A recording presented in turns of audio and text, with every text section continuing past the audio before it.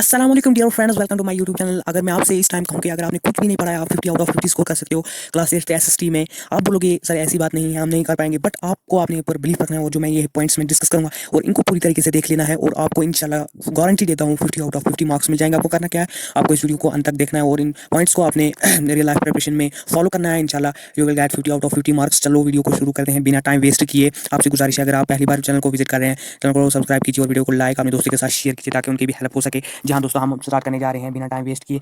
पहला जो हमारा पॉइंट नंबर 1 है वो है point number 1। Yes, point number 1 important topic. Important पहले हम देख लेते हैं हेडिंग टू क्लास 8 की जो इंपॉर्टेंट पॉइंट्स है। अगर आपने कुछ भी नहीं पढ़ा है तब भी आप 50 आउट ऑफ 50 स्कोर कर सकते हो। उसके बाद पॉइंट फर्स्ट है, first point is important topics पढ़ने हैं। इंपॉर्टेंट टॉपिक्स पढ़ने हैं, इंपॉर्टेंट टॉपिक्स पढ़ने हैं।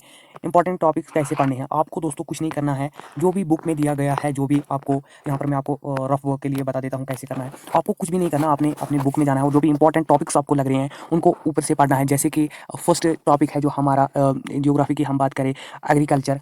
एग्रीकल्चर आपने ऐसे लिखना है, एग्रीकल्चर। यहाँ पर लिखना उतना आसान नहीं है, इसलिए आप मैनेज कर सकते हो। एग्रीकल्चर के बारे में पहले आपको एक स्ट्रेटजी अपनानी है, वो स्ट्रेटजी है WWH। वो क्या है?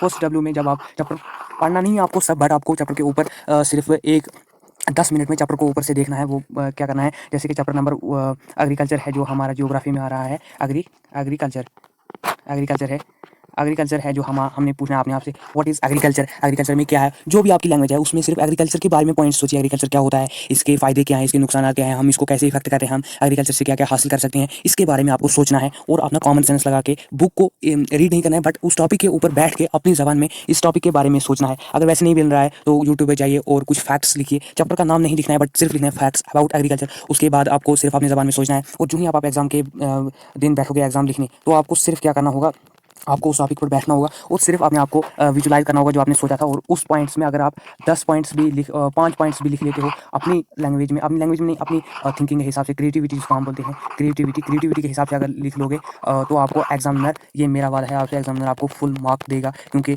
JKSRT का मेन यही है, मकसद ही यही है कि बच्चे को अपनी क्रिएटिविटी से लिखे और आगे बढ़े। और ये पॉइंट आपको मैं शॉर्ट में बता देता हूँ। इसमें सिर्फ आपको सोचना, अपनी ज़बान में चैप्टर के ऊपर बैठना है। अगर वैसे मन नहीं लग रहा है, यूट्यूब से कुछ फैक्ट्स निकालिए, चैप्टर नहीं निकालना है, फैक्ट्स निकाल के उनको पूरी तरीके से याद कर लीजिए। और जो इसके रिलेटेड MCQs हैं उसकी बात भी हम करेंगे, वो कैसे आपको करने हैं। फिर चलते हैं दूसरे पॉइंट पे। Point number two is 10 marks of MCQs prepare from my notes. आपको जो 10 मार्क्स हैं वो है 10 के अलावा भी आ सकते हैं, बट 10 हम रेंडमली लेकर चलते हैं नंबर।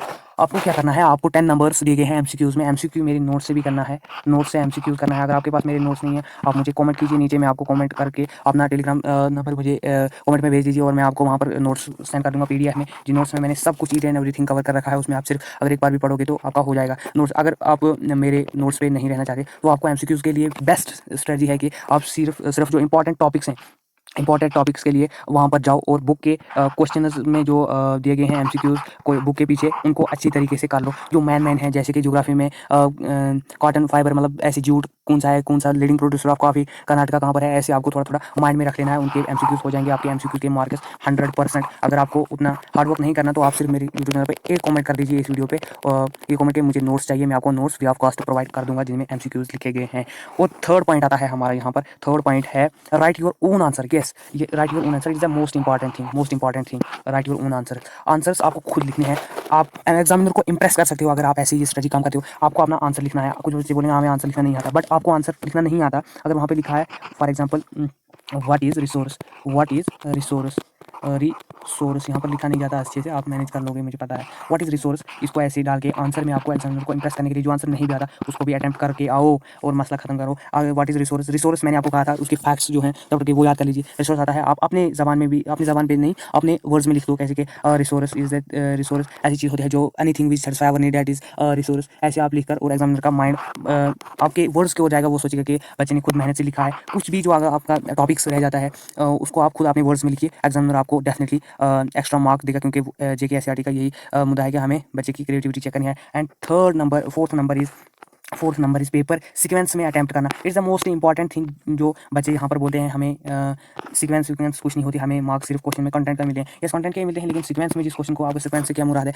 जो आपको सेक्शन पहले आती है उसको अटैम्प्ट कीजिए। फॉर एग्जाम्पल सेक्शन A में से आपको ओवरऑल सब क्वेश्चन आते हैं सेक्शन नंबर के क्वेश्चन पहले सभी अटेम्प्ट करो, उसके बाद दूसरे टॉपिक पर जाओ, दूसरे टॉपिक पर जाओ और दूसरे सेक्शन को अटेम्प्ट करो। ऐसे आप अगर सीक्वेंस में अटेम्प्ट करो तो आपको एक्स्ट्रा मार्क्स मिलेंगे। अगर नहीं भी सीक्वेंस में आपको पहले क्वेश्चन नंबर आप बोलोगे क्वेश्चन नंबर हमें सेक्शन ए में से 2 क्वेश्चन आते हैं, सेक्शन बी में से 3 क्वेश्चन आते हैं, बट अगर आपको सभी क्वेश्चन आ रहे हैं फिर आप सीक्वेंस में अटेम्प्ट करो। अगर क्वेश्चन नहीं भी आ रहे, मार्क्स नहीं कट होते इस चीज़ के, बट एग्जामिनर को जल्दी और आसान होगा पेपर चेक करने में जब आप सीक्वेंस में अटेम्प्ट करोगे। वो आपको एक्स्ट्रा मार्क्स ज़रूर देगा, इट इज़ माय प्रॉमिस। और उसके बाद है सेक्शन कौन सा अटेम्प्ट करना है। सेक्शन मैंने आपको बोल दिया, जैसे सीक्वेंस में सेक्शन अटेम्प्ट वही करो। पहले आपको मैं सजेस्ट करता हूँ अपनी तौर से लॉन्ग आंसर्स करो। लॉन्ग आंसर्स में आपको क्या करना है, लॉन्ग आंसर जब आप अटेम्प्ट करोगे आपको पहले जो लॉन्ग आंसर्स की मतलब डर रहता है कि लॉन्ग आंसर्स के लिए क्या करें, उसकी डर आपको खत्म हो जाएगी और आपको फिर आसानी होगी पेपर अटेम्प्ट करने में और आपका कॉन्फिडेंस बना रहेगा और आप अच्छे मार्क्स स्कोर कर लोगे।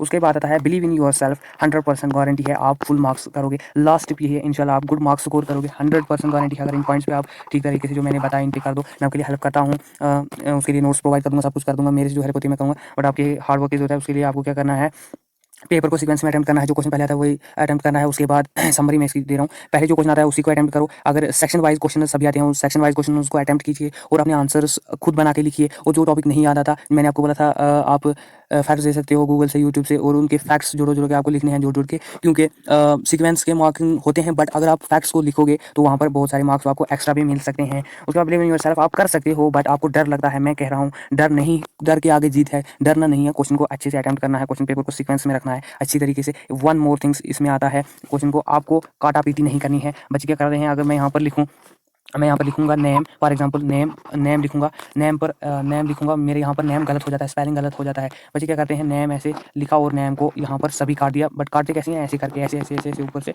But it's the wrong thing. आपको जो क्वेश्चन नहीं आता, या कोई लाइन गलत हो गई, 120 वर्ड्स का जो क्वेश्चन आ रहा था, आपने उसको वर्ड्स जो थे 120 वर्ड्स में से मान लो एक लाइन आपको गलत हो गई, 1 लाइन रॉन्ग हो गई, आपको क्या करना है, आप उस लाइन को काट देते हो। पता है कैसे, ऐसे करके अच्छा नहीं लगता और एग्जामिनर आपके मार्क्स कट जाता है। क्योंकि अगर एग्जामिनर को आपका क्वेश्चन नहीं चेक करना है तो वो ऊपर से ही टिक दे देगा। अगर उसको ऐसे आपने लिखा होगा, कुछ मान लीजिए आपने नेम लिखा और नेम आपका गलत हो गया, फॉर एग्जाम्पल क्वेश्चन में नेम आया और आपने गलत कर दिया, उसको सिर्फ एक लाइन से काटो, is the most best thing. Okay, examiner आपको सभी मार्क्स अच्छे से देगा। Thank you for watching, but subscribe करना ना भूलें। आपको इतनी हेल्प हो या ना हो, बट मैं आपकी अपनी तरफ से अपना एफर्ट डालता हूँ वीडियो बनाने में। आप मुझे लाइक कीजिए, कमेंट कीजिए और शेयर कीजिए इस वीडियो के अपने दोस्तों के साथ, ताकि उनकी भी हेल्प हो सके। आपकी एक सब्सक्राइब किसी की लाइफ बदल सकती है। Thank you for watching. इंशाल्लाह आप अच्छे मार्क्स स्कोर करोगे एसएसटी हर सब्जेक्ट।